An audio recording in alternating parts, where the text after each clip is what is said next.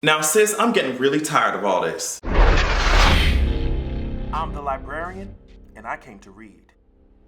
Of course, before I start anything, I wanted to thank all of you who have been going to houseofexpression.com and purchasing cute ass shirts, cute ass mugs, whatever it is that you wanted. I'm glad that you guys are heading over there. Some of you guys have purchased multiple items and it's like, y'all did not have to do that shit, and it really does help me expand whatever I'm trying to do. I'm trying to be everywhere, so the fact that you guys are going there and supporting it means a lot. Now, I am wearing one of the products from House of Expression. Y'all already know what the T is, okay? Y'all already know what the T is, the T-shirt is. Now, sis, I figured I've been saying this shit for so long. I said, girl, it needs its own staple, it needs its own shirt. That's exactly what happened. So as I said, if you can go on to houseofexpression.com, you can pick this up, as well as a bunch of other products that are there for you. Now, I wanted to make sure that you guys are also ready for theculturepodcast.com. Every single Wednesday, we give y'all a cute ass episode, an hour and a half, 2 hours long. It's always lit, it's always fun. With the way that things are going now, with the way that every time I wake up and read the news, I get more and more goddamn depressed. We just need a cute way to digest all this shit. We need a fun way to talk about all the things that has happened in the week, and For the Culture Podcast is one of those ways. Of course, my channel is one of the ways too.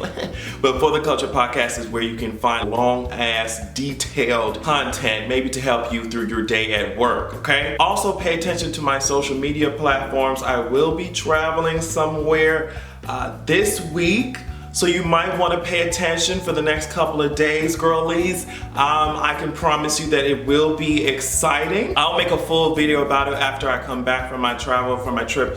But just pay attention to my social media, Adrian Expression on everything, y'all already know. Now that that is out of the way, I wanted to talk about some of the issues at hand. First of all, as I said, when I woke up, every time I'm waking up and I'm reading the news, I'm seeing what's going on, it's getting harder and harder for me not to want to choke somebody out. And that's just the tea, sis. I'm getting tired of these cauliflower bill bitches, of these cloud colored bill bitches. Y'all already know what the fuck I'm talking about. I'm getting tired of these cotton candy shaped head ass bitches just coming in here and acting like they own everything, even though they stole everything. Let's just be real on that. Now, before I go any further, I just want us all to understand that the current state of these fucking politics, the current state of the political state, the cultural climate in this country is contributing to whatever the hell we're seeing go on. A lot of times it comes straight from the goddamn top. A lot of these people who are currently in government and are at the top, they know just exactly how to misuse their voice. They know exactly how to abuse their platform to get a lot of the country in a frenzy, okay? And this is just one example of one fucked up ass speech that Donald Trump made this week.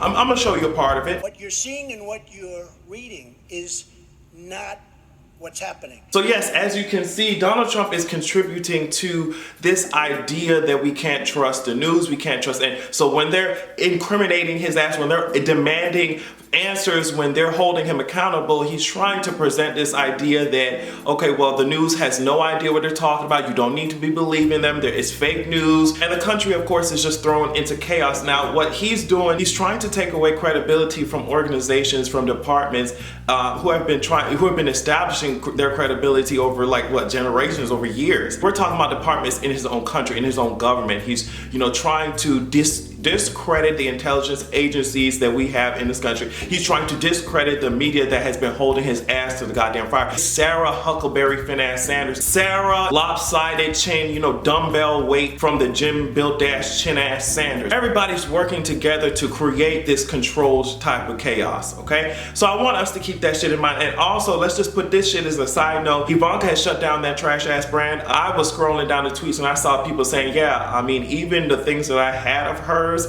that I already purchased, I don't even wear that shit in public no more because I just don't want to be associated with this goddamn family. So everything is hitting the fan. And he's trying to act like everyone is lying when we're saying that, when we're being honest about this shit, when we're seeing the clear evils that are going on. He's trying to make the whole government is trying to make everybody seem like they're the crazy ones. So we already know that, and we already know that in order for white supremacy, in order for all this shit to be successful, it has to convince or brainwash the oppressed into believing that they are responsible for their own oppression. That is why movements like Black Lives Matter are so important, because when we're talking about someone like like Nia Wilson. A white person is not going to be shook by walking down the goddamn street, because now, I mean, we have Nazis in the goddamn street slicing people's throats up. We have white supremacists out here lynching people. We have people out here calling the cops on black ass motherfuckers for using coupons or using too many coupons. So when we're talking about a movement like Black Lives Matter, or just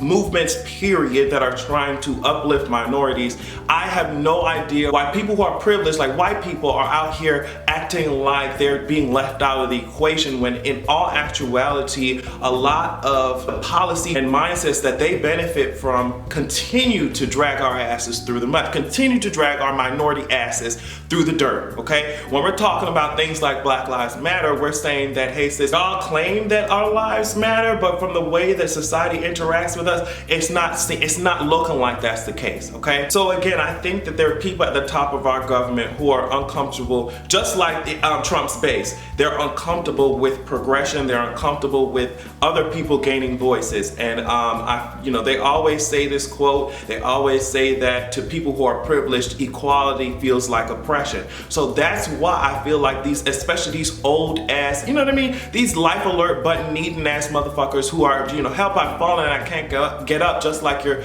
approval rating. These older generations, they're scared of people who don't look like them, people who don't talk like them, and instead of diving deep into learning about someone else or other cultures so you can get a whole new world experience, you can get a new perspective on life, they're just closing themselves down, and they act like somebody's gonna come into their homes and give them diseased ass blankets, massacre them and take their lands. Like, sis, I know that's the story that y'all are used to. I know that that's the only way that y'all are able to communicate with other cultures, is by dominating them with y'all white supremacist ass missionary missions and all that shit. Like, I understand that that's what you may do, but these cultures are coming, these other people from these other cultures are coming in here to work, they're coming in here to achieve whatever fake ass American dream that y'all sold to them, which was one of the reasons why they were so eager to come over here in the first place. I mean, America's marketing was so goddamn strong. Everybody believed that they would come here and it would just be peaches and roses. Everybody would be out here just, oh girl, we're just gonna work it on it. These people don't want you to ascend to their level of power, to their level of influence, or to their level of money.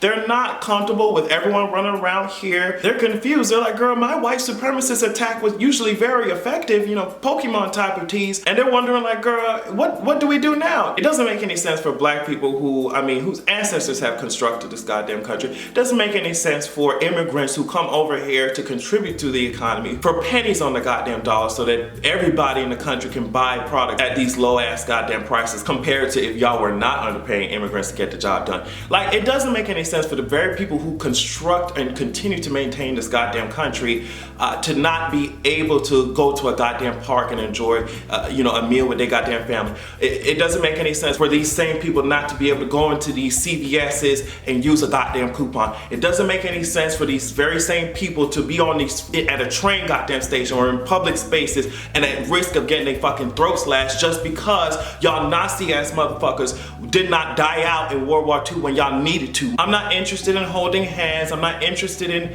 civility. I'm not interested in smiling in their motherfucking faces. It's not cute.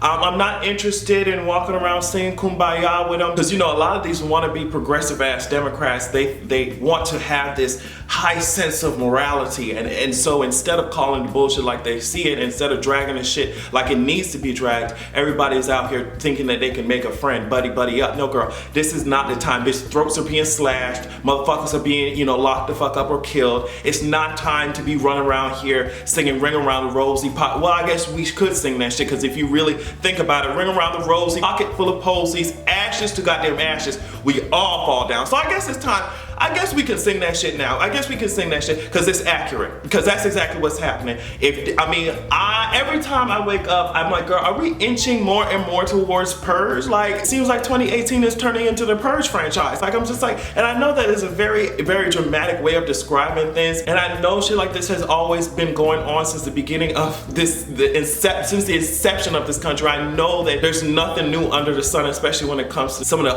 ugly things that America does. But it is alarming disarming, it's depressing, it is scary, and it's hurtful. After all these years, we continue to be ignored. After all these movements, after all these civil rights leaders, it seems like we'll never be able to stop any of this madness. I don't understand it. Of course, we have the midterms in November. There are things that we can do to make sure that we can at least get some of these idiots out of the seats that they have, you know, living their lives off of our tax money, allowing policies to be made or promoting policies that literally kill us, and they're using our tax money to do that shit, living their fucking lives, going to golf courses and shit. It's just, I'm sick and tired of it. And then to me, I guess the discouraging part is that even if you vote these hoes out, the mindset will still be there. The dehumanization of black people, black women specifically, the targeting of LGBT, especially black trans women, the disenfranchisement that continues, and a lot of people ignore that shit, and then on top of that, create laws that keep us in these situations, and then on top of that, tell us to pull ourselves up by our goddamn bootstraps when we ain't got no power in this society. Like, it all is garbage. It all needs to go. But I guess the good news is that there are people who are out here saying something, doing something, bringing awareness to issues. We have young people out here trying to get involved in government. We have a lot of people who are out here also holding people accountable. We have allies who may not be a part of any minority community, but they still see what's going on and they're trying to make a difference. Like, the good news is that there are still good people out there, and they are honestly our only hope. They're our last hope. So I just really want society to get their shit together, because it's really exhausting. And honestly, nothing is more exhausting than those evaporating pieces of dog hair that we call Donald Trump's toupee. And you can have a good goddamn evening.